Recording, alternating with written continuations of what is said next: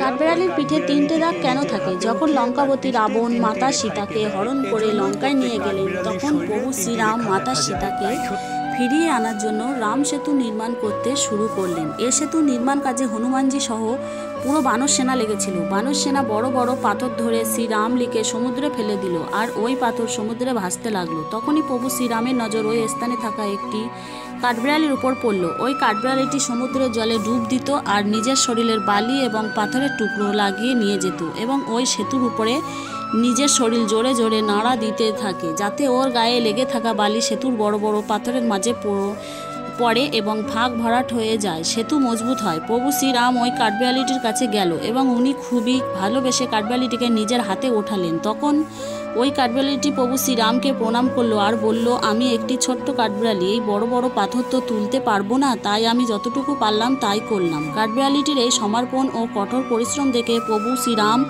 তার পিঠে নিজের আঙুল দিয়ে হাত বোলালো আর তিনটে দাগ তৈরি হয়ে গেল।